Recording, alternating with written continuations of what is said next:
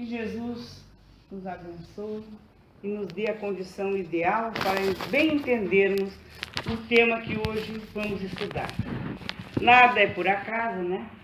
Então, quando estávamos tentando saber o que queríamos estudar para hoje, há um tempo atrás, a nossa irmã Terezinha trouxe esse livro e disse para mim: vou te emprestar porque é muito bom. Relembrando a Verdade. É um livro que vai simplificando para o nosso dia a dia o nosso Evangelho segundo o Espiritismo, pelo espírito de Públio, através do médium André Luiz Ruiz. Muito bom. Tão bom e não se encontra, que eu vou até copiar para nós termos um livro desse valor, porque ele é muito importante para nós todos que estudamos, né? E buscando as bem-aventuranças, né? A que mais me impressiona, e acho que impressiona a todos nós, é aquela que diz: bem-aventurados os que são misericordiosos. E o André Luiz Ruiz, através do espírito de Públio, coloca assim: o argueiro e a trave no olho. É um dos itens desse capítulo, que é o capítulo 5º. É desejo comum melhorar o mundo, na capacidade que se tem de identificar-se as mazelas, os acontecimentos cada vez mais tristes, né? Mais trágicos, e tudo que está acontecendo no nosso cotidiano. Porque as notícias do mal e sobre o mal são muito mais volumosas que as notícias do bem e sobre o bem, que tantos fazem e que poderiam ter sido e poderiam ser mais divulgados, o bem, né? Porque é tão bom quando se ouve uma notícia de alguém que está fazendo coisas boas e importantes pela comunidade, pelos que sofrem, pelos mais necessitados. E aí diz assim: é desejo comum, então, melhorar o mundo. Todos nós queremos melhorar o mundo. Aí tem essas frases assim que coloca para nós a realidade. O mundo está violento. Está. Mas sempre esteve. Hoje nós sabemos muito mais sobre a violência porque temos uma mídia, não é? Porque temos notícias que nós ficamos sabendo quase que no mesmo momento em que está acontecendo do outro lado do mundo. Tudo é mais fácil para nós sabermos hoje em dia. Então, às vezes o pessoal diz assim: não, mas está muito pior hoje. Não. Hoje nós estamos sabendo. Antes nós nem sabíamos das coisas que aconteciam, né? As pessoas indiferentes sempre foram. Quem é indiferente continua sendo. Ainda, infelizmente. A vida competitiva. Realmente. Hoje já avisavam os espíritos superiores que nós, aqui na Terra, teríamos que buscar qualificação. O melhor pedreiro é o mais requisitado. O melhor padeiro não falta trabalho. Aquele que varre bem, aquele gari vale ouro. Porque quem faz bem o seu trabalho, não importa a sua profissão, ele vai ser requisitado, vai ser valorizado. Nós tínhamos aqui, bem pertinho na Praia do Barco, uma moça, hoje é uma senhora, com vários filhos, que não sabia nem mesmo fazer os trabalhos de casa. Mas ela precisava, já estava no 3º filho, 3º pai, e precisava cuidá-los, e não tinha o que fazer. Ela não sabia fazer absolutamente quase nada. Então, um dia ela me pediu trabalho. Mas, Doroti, eu preciso trabalhar, porque ela vinha aqui na casa, levava a roupinha para as crianças, e aquela roupa não chegava nunca. E um dia eu pensei, eu morava aqui em Capão Novo ainda, peguei a minha velha bicicleta, minha companheira, e fui até lá. Para saber o que a Andréia fazia lá. Com aquele monte de roupa que ela levava daqui. E qual a minha tristeza até. Encontrar roupas novas, todas ao lado do tanque, podres. Ela não lavava. Aí ela me disse: eu não tenho sabão. Você não tem sabão. Então nós vamos ensinar a fazer. Não posso comprar. Aí fui eu e a Terezinha, que vocês devem lembrar, Terezinha do Frederico. Ela ensinou, levou umas balas e ensinou a fazer o sabão. tá, uma solução para as roupas. Aí eu disse para ela, enquanto tu estiveres lavando a tua roupinha, a roupinha das crianças, tu vai ganhar mais. Mas nada como antes, a gente dava muita roupa e achávamos até que eu estava dando para toda a comunidade. Mas era muita roupa que apodreceu, por não saber, por não ter uma orientação. Aí ela me pediu trabalho, eu disse para ela, eu vou conseguir. Que trabalho tu queres fazer? O que tu acha que tu deves e podes fazer? Ah, eu acho que faxina é uma profissão boa, né, dona Doroti, porque dá dinheiro. Eu vejo para minhas vizinhas que são faxineiras. Ah, é? É uma ótima profissão. E uma amiga minha que frequenta a casa disse assim, um dia para mim, só não tem ninguém para me indicar. Eu digo, tem, bem naquela semana. Vou te mandar alguém lá. Ela vai chegar, ela é assim, assim, o nome dela é tal. Isso ela foi para lá às 8 da manhã do outro dia. Conhece bem a pessoa que deu o trabalho. Ela me ligou às 9h30. Dona Doroti, pelo amor de Deus, ela não está limpando, ela está sujando. O meu banheiro estava mais ou menos, está horrível, porque está todo manchado. Eu digo, mas tu sabes fazer? Sei, então tu ensina. Essa vai ser hoje a tua lição. E eu digo para vocês que hoje a Andréia é a melhor faxineira que eu conheço. Porque ela aprendeu a lição. Aprendeu a lavar a roupinha das crianças, já está no 8º, filho. Mas é uma boa mãe. Nunca deu um dos filhos e passou por momentos bem difíceis. Mas é a melhor faxineira que eu conheço em Capão. Quem ensinou? A Clete. Tu conhece? Então, tudo. A Clete. É uma trabalhadora. Trabalhadora não, ela estudou conosco na época passada. Né? Então, assim, ó, nós todos podemos aprender e valorizar o que nós sabemos fazer bem, podemos fazer e ajudar aqueles que não sabem, né? Então, a vida competitiva é realmente, mas se nós nos tornarmos melhores naquilo que nós fazemos, nós vamos ser respeitados, valorizados e até vão brigar por nós, né? Hoje em dia ela está assim, ela tem uma agenda, né? Às vezes ela passa por mim de bicicleta, eu e ela correndo, e ela diz, Dorothy, ela me chama de Dorothy ainda. Eu não tenho mais o que fazer, eu digo, ensina as crianças. Tem 2 menininhas dela que já estão, 2 casadas, né? Bem novinhas, mas já estão trabalhando como faxineiras também. Aí diz mais uma observação, os preços pela hora da morte. Realmente, estamos vivendo um momento que se tu chega no mercado hoje, vai na semana que vem no mesmo dia, alguma coisa já aumentou, né? As dores multiplicadas. Realmente também podemos dizer que hoje em dia a gente ouve falar em tantas coisas que a gente nem sabia que existiam doenças, porque também a informação vem, né? Então nós ficamos sabendo. Os hospitais repletos. Os cárceres abarrotados. Os maldosos proliferados. O vício destruindo as pessoas. São verdades inquestionáveis. A tentação à frente dos olhos, porque a televisão mostra tudo que é belo, bom, maravilhoso e ela é sedutora. Quantos dos nossos jovenzinhos mal saíram da infância? Eu quero aquele smartphone, nem sei o que é direito ainda. Né? Eu quero tal aparelho, porque eles estão vendo aquilo ali. Muitos dos seus amiguinhos têm. Eles também querem. Então, qual é o caminho mais fácil? Não é o trabalho. Porque hoje em dia é proibido criança trabalhar. Eu comecei muito cedo. Não me fez mal nenhum, mas eu não questiono porque são leis, né? Nós temos que respeitar. Os furtos são absurdos, né? Porque ninguém respeita a propriedade do outro. Os governantes corruptos. Esse livrinho aqui foi feito há bem mais tempo, antes de nós sabermos muitas coisas. Mas sempre foram, minha gente. É que antes ninguém divulgava, né? Infelizmente. O ser humano ainda é. Não são só eles. A corrupção está dentro do nosso lar, muitas vezes. Quantas coisas acontecem que nós corrompemos até os nossos filhos. Com promessas. Às vezes deixando de olhar aquilo que temos que olhar, observar. Educar. É desejo comum, no entanto, manter o mundo individual inalterado, igual como sempre se foi.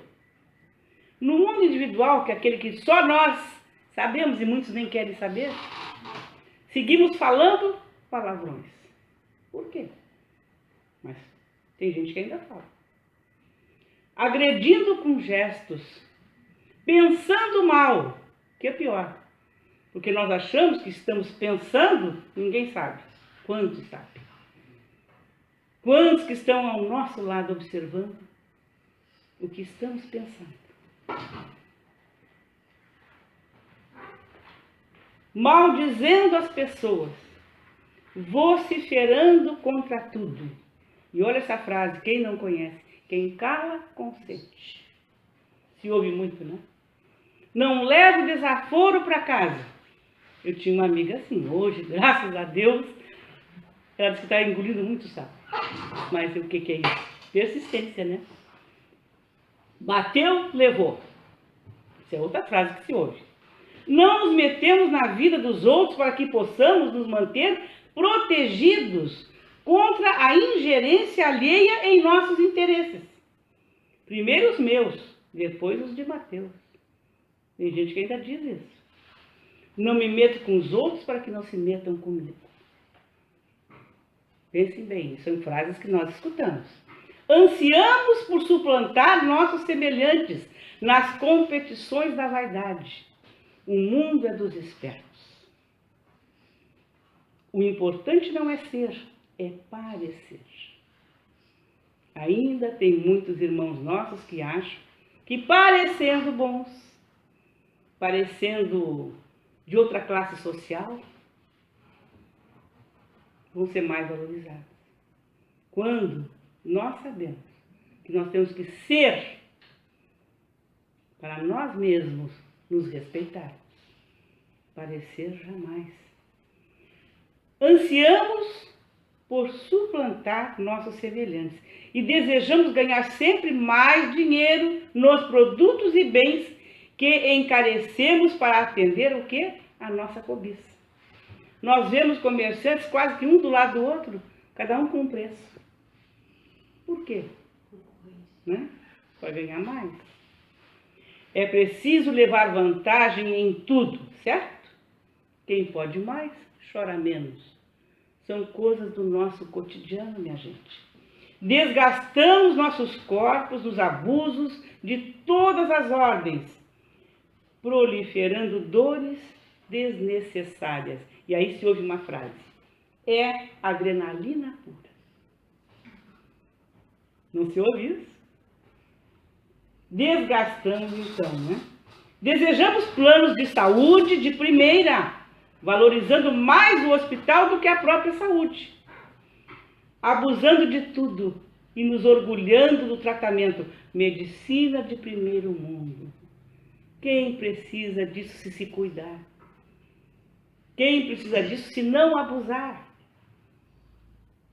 Valorizar esse nosso invólucro, esse nosso instrumento de trabalho, de nós todos, espíritos que somos, é o importante, é o melhor. Claro que alguns de nós, pela idade, pelo desgaste, vamos ficando. Uns um pouquinho esquecidos, outros um pouquinho mais sem resistência para o peso, né? Mas nós precisamos cuidar. Esse é o nosso instrumento de trabalho. Induzimos ao delito e ao cárcere tantos quantos empurramos para o desespero do desemprego, da desilusão, do desamparo por nossa ação ou por nossa omissão. E aí dizemos, lugar de bandido é na cadeia. Fácil, né? Mas quantos estão lá?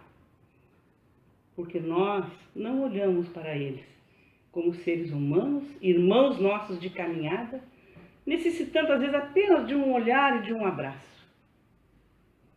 Entre améns e assim sejas, entabulamos planos e projetos de ampliar vantagens, causando mal aos semelhantes, cada um por si e Deus por todos. Ouvimos sempre, né? Usamos sem nenhuma vergonha o tabaco, o álcool, os alucinógenos como desculpa para combater o estresse do dia atribulado. Aí dizia assim, desce redondo, alivia a tensão, é a happy hour. Nós escutamos isso aí. Não só dos jovens, existem muitos pais que ainda usam desses instrumentos. Vestem-se as pessoas com cada vez menos roupa, exibindo formas e contornos e provocando a fraqueza dos outros, na indústria barata da sedução e do desejo de chamar a atenção. E aí ouvimos, é a última moda. Estou usando o que todo mundo usa. Não tem nada demais.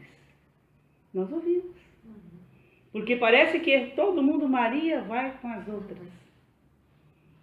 Ou a síndrome de Gabriela, alguns dizem, né? Eu nasci assim, vou ser assim, vou continuar sendo assim. Vou morrer assim.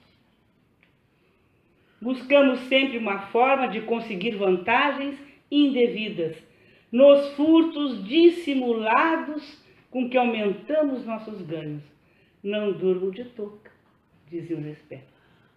Quem trabalha de graça é o relógio. Tentamos sempre sonegar impostos, corromper guardas, dar propinas, isso é corrupção. Para obter favores, nas corrupções pequenas de todas as horas que nos mantêm corrompidos por muitos séculos. Todo mundo sonega alguma coisa. Nós não barganhamos? Sempre, né? Seguindo pelo mesmo caminho, lembramos a você, prezado leitor, que cego não é o que não vê, o que não enxerga, é aquele que não quer ver. E aí tem um trechinho desse livro que fala, no capítulo 5 ainda, sobre a indulgência. Ainda é bem-aventurados os que são misericordiosos. A misericórdia inspira a indulgência na mesma dimensão em que o perfume é a marca da flor. Qual de nós não chega perto de um ramo de flores para sentir qual a mais perfumada? É a marca da flor.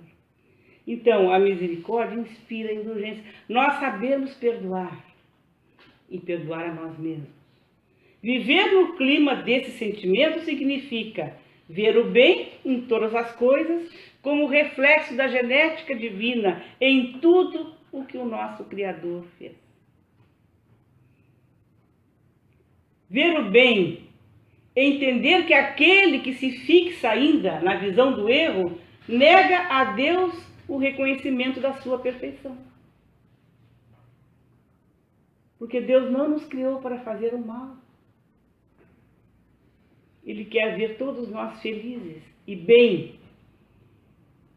Contribuir para enaltecer o bem que foi colocado dentro de todas as pessoas, sem achar que Deus só tenha caprichado apenas no momento em que você foi criado. Porque tem pessoas que se acham especiais demais, né? Relevar as faltas alheias e recordar da paternal solicitude que tantas vezes desculpou as mentiras que você mesmo criou, julgando em vão iludido. Quem de nós pode dizer que não fez isso? E que ainda acha que Deus fechou um olhinho, porque nós somos diferentes.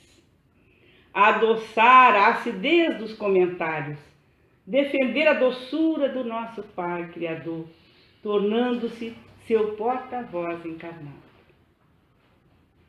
Corrigir como quem ensina a partir do ponto de vista da própria deficiência, porque não somos melhores que ninguém, temos deficiência sim.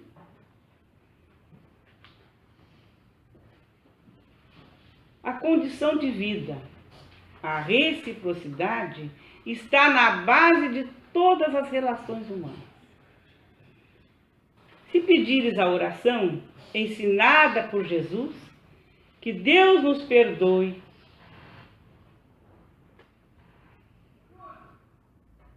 as ofensas, na medida do perdão que nós vamos oferecer a quem nos ofendeu. Não é? Fala a bem-aventurança que os que forem misericordiosos encontrarão o mesmo tratamento. Ensina a prece do humilde franciscano, que é perdoando que se é perdoado. Da mesma forma que para recebermos é preciso oferecermos primeiro. E às vezes nós queremos antes, ganhar alguma coisa para depois dar. A mensagem do Senhor é pródiga ao ensinar que não se colhe sem plantio prévio. E a reciprocidade está na base das leis do Espírito, de tal maneira que Jesus se apresenta ao nosso olhar na figura dos miseráveis, dos sofredores, dos mais pequeninos, defendendo-os da nossa indiferença egoísta, através do convite que lança aos que querem encontrá-lo, buscando-o na figura dos desvalidos do mundo. Reciprocidade sem a qual não passamos de indivíduos ostras, encerrados em nossas conchas muito bonitas, ao mesmo tempo que muito duras. Olha que comparação maravilhosa. De nada nos adiantará perdoar sem esquecer, tanto quanto nos será inútil alimentar-nos de frutas esculpidas em ceras. São muito belas, mas não nos alimentam. Fazem mal.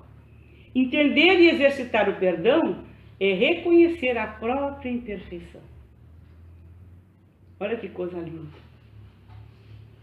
Em geral, quem não perdoa o faz de caso pensado, deliberadamente, e assume a condição de vítima, cujo orgulho, interesse ou direito foram agredidos e abdicando da situação enobrecedora na qual se viu colocado e na qual poderia dar testemunho de sua elevação moral, enverga presunçosamente a toga do juiz e se arvora em executor da lei, deixando a posição de vítima do mal, graças à qual receberia a proteção espontânea das potências invisíveis para investir-se arrogante nas múltiplas funções de promotor, juiz, corpo de jurados, oficial de justiça e policial, simultaneamente.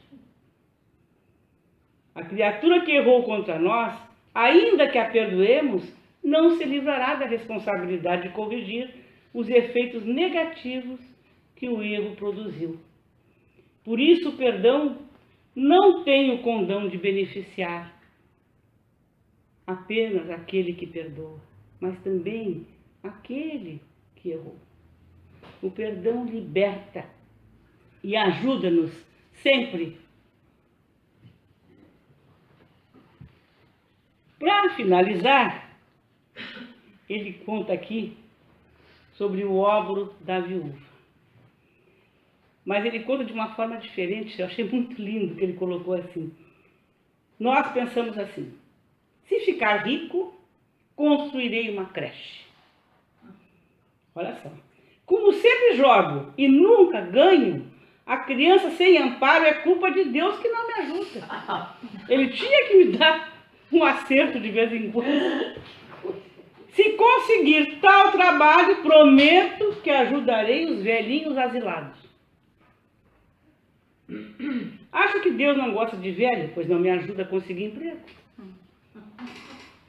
Se Deus me ajudar na promoção, passando os outros para trás, prometo que vou usar todo o meu primeiro salário, olha só, para comprar comida para os pobres. É tudo cheio. E enquanto os que se julgam bons ficam esperando ganhos especiais, para que se proponham exercitar a própria bondade, as crianças sem amparo, os velhinhos sem ajuda, os estômagos vazios continuam multiplicados sobre o mundo. Meu Deus, a fome não espera. Muitas vezes, dentro do curso que eu estava fazendo, me diziam assim, ser assistência social não é dar esmola, não é dar um prato de comida, não é dar a roupinha que a criança precisa. Eu questionei a minha supervisora. Claro que não. Mas se a criança está com fome, aquela mãe está com fome, estão com frio, estão sem calçadinho, estão sem roupa, eles vão escutar alguma outra coisa? Não, eles têm que ser saciados nas suas necessidades básicas primeiro. Não se pode tornar ele viciado em ganhar, achar que todo mundo tem que dar, dependente. Isso não. Mas primeiro temos que saciar a fome. Quem de nós aguenta ficar com fome? Com sede, com frio? Não é mesmo? Nós temos sempre que nos colocar no lugar do outro. Quantos se perdem nos meandros de seus interesses egoísticos, tentando obter o patrocínio divino para as suas ambições, acenando com mentirosas promessas, falsas proposições ou indigno anseio. Concretizar o amparo aos que sofrem somente depois de se sentirem amparados pelo Pai. Antes não. Em verdade, o problema do mundo não é a fome, não é o abandono do velho ou da criança. Tudo isso é efeito de uma única causa. Tudo isso existe porque somos egoístas. O egoísmo ainda impera. Nós damos muitas coisas que não nos fazem mais falta, que não vamos precisar. Ai daquele que chegar, como eu já vi e me emocionei, uma noite alguém tirar o seu próprio casaco para cobrir uma criança. Eu ainda perguntei, mas tu não tem outro? Mas eu não podia ver aquela criaturinha ali tiritando de frio. Isso é dar de coração. Isso é ser menos egoísta. Ou quase nada egoísta. Aliás, ele dá tudo se puder. Então isso é uma coisa maravilhosa. Tem defeitos como todos nós. Mas, minha gente, nós temos que olhar as virtudes. Todos também temos. Assim, na visão da verdade, o que é imprescindível e necessário combater? Não é nem a falta do alimento, nem a carência de vagas para idosos ou a ausência de creches e escolas para as crianças. O combate principal é aquele que se deve travar contra o egoísmo, que é a chaga maior da humanidade. Naturalmente que os famintos, os anciãos, os infantes, o pedaço de pão, a cama macia, o braço que acalenta são importantes e vão remediar aquilo que é fruto direto e imediato do egoísmo. No entanto, quando o egoísmo estiver erradicado do mundo, não teremos filhos indiferentes que isolam os pais em asilos para se livrarem de suas responsabilidades. Nem crianças na rua, por falta de escola ou abrigo que os eduque, nem pessoas que não possuam o mínimo para sobreviver, quando outros poucos guardam com tanta avareza aquilo que poderia acabar com a fome de milhares de pessoas. E nós sabemos, minha gente, que existem lugares, e aqui em Capão eu já vi, que as pessoas preferem colocar no lixo o que sobra da mesa, o que sobra dos roupeiros. E eu sei disso por testemunha de quem trabalha no lixão. O ano passado, uma menina vestiu todos os filhos e a família com roupas do lixão. Porque as pessoas botavam em sacos nas latas de lixo. Era mais fácil. Comida, ela cansou de pegar as marmitinhas, que essas pessoas nem fazem comida, né? Compram bastante.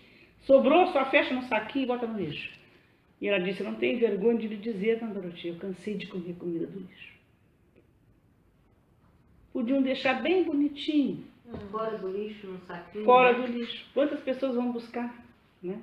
Estão passando ali, vão pegar uma pet, vão pegar um papelão, e estão vendo aquilo ali bem arrumadinho. Quando não se pode fazer o que a gente poderia fazer sempre, congelar. Sobrou, congela e leva. Leva para quem não tem o que comer. Quantas coisas nós poderíamos fazer? E esse chamamento desse nosso irmão é muito importante. Ele não só simplifica, como ele nos dá uma direção. O que devemos fazer, e todos nós podemos fazer. Principalmente nos tempos difíceis que todos estão vivendo. Existem empresários fechando as portas. Esse dia eu estava passando com a minha bicicleta, eu olhei, meu Deus, abriu essa loja tão bonita, já fechou. Uma outra já fechou, não tem mais. Claro que é uma crise que está atingindo a todos, principalmente aqueles que têm menos, que colocaram aquilo numa expectativa de ganhar muito bem no verão e depois continuar a sua empresazinha, mas não deu. Tiveram que fechar as portas, o aluguel se tornou caro, pagar o funcionário também. Então nós sabemos que se aquele que é empresário, que consegue fazer um investimento, está difícil. Imagine aquele pai, aquela mãe, que trabalham aí varrendo as ruas, levam aquele saláriozinho bem pequenininho, uma cestinha básica, que não dá para todo mês. Principalmente onde tem filhos em grande número, né? Então todos passam dificuldades. E se nós pensarmos no todo, quanta coisinha boa a gente pode fazer. Mas se nós não tivermos nada para dar mais, vamos olhar com um pouco de bondade, com um sorriso. Vamos abraçar alguém. Vamos olhar nos olhos de alguém que às vezes está chorando ao nosso lado. E nós nem sabemos por quê. Porque não queremos nos intrometer.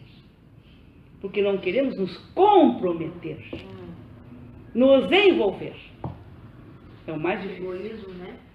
É o mais difícil, porque ter coisas é mais fácil. Dar coisas é facílimo. Mas nós nos envolvermos a ponto de querer saber a história e ver o que nós podemos fazer é mais difícil. É um compromisso íntimo, moral. E nós vamos então dizer ao nosso Pai que cada um de nós que está aqui, tanto encarnado quanto desencarnado, ouvindo considerações do nosso Evangelho amigo, vamos fazer uma proposta de ler mais. Porque quando a gente lê o Evangelho, e dessa forma como esse rapaz colocou aqui, relembrando a verdade, ele facilita um pouco mais o nosso entendimento. Porque ainda tem pessoas que dizem, o Evangelho é tão difícil. Para algumas até pode ser, eu não vou dizer que não. Mas se tem agora um Evangelho simplificado, que nos fala do nosso dia a dia, vamos ler um pouquinho mais. Quem quiser, eu prometo que eu tiro mais umas cópias. Se nós não acharmos no sebo, né?